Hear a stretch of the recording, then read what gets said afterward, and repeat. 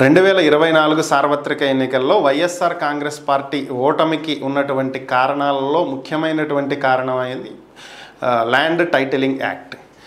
యాక్చువల్గా కేంద్ర ప్రభుత్వం సంస్థ నీతి ఆయోగ్ తీసుకొచ్చినటువంటి చట్టమే ఈ ల్యాండ్ టైటిలింగ్ యాక్ట్. దీంట్లో కొన్ని మార్పులు చేర్పులు చేసి ఆయా రాష్ట్రాలలో ఉన్నటువంటి పరిస్థితులను బట్టి చట్టాలను రూపొందించుకోవచ్చు అని చెప్పి ఒక అంశాన్ని నీతి ఆయోగ్ తెలియజేయడం జరిగింది. అంటే ఒక స్ట్రక్చర్ ఇచ్చింది, ఒక కోర్ స్ట్రక్చర్ నుంచి చట్టాన్ని రూపొందించుకోమని చెప్పింది. దీనికి సంబంధించి అప్పట్లో వైఎస్ఆర్ కాంగ్రెస్ పార్టీ తీసుకువచ్చినటువంటి చట్టమే వైఎస్ఆర్ జగనన్న భూరక్ష భూ హక్కు.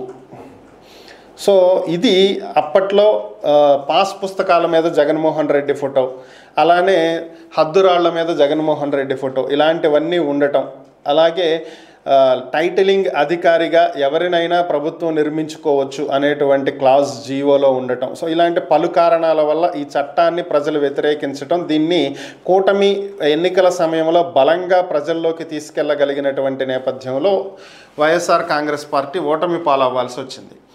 అయితే తాము అధికారంలోకి వచ్చిన వెంటనే ల్యాండ్ టైటిలింగ్ యాక్ట్ని రద్దు చేస్తాము అని చెప్పినటువంటి కూటమి ప్రభుత్వం అధికారంలోకి వచ్చిన తర్వాత చేసినటువంటి మొదటి 5 సంతకాలలో ల్యాండ్ టైటిలింగ్ యాక్ట్ని రద్దు చేశారు. దానికి సంబంధించినటువంటి బిల్లును అసెంబ్లీలో ప్రవేశపెట్టారు.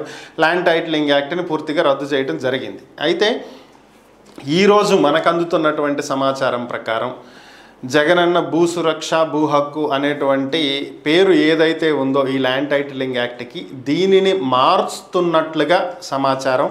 దీని ప్లేస్లో ప్రభుత్వం రీసర్వే అని చెప్పి ఒక పేరుని ప్రతిపాదించినట్లుగా తెలుస్తుంది. అంటే ల్యాండ్ టైటిలింగ్ యాక్ట్ పేరు మాత్రమే మారుస్తున్నారా, లేదా దాన్ని రద్దు చేసి కొత్తగా ఏమైనా సరే దీన్ని తీసుకురాబోతున్నారా ఈ చట్టాన్ని ప్రజలకు మేలు జరిగే విధంగా? సో దీనికి సంబంధించినటువంటి వివరాలు తెలియాల్సి ఉన్నాయి. జీవో విడుదలైనట్లుగా తెలుస్తుంది.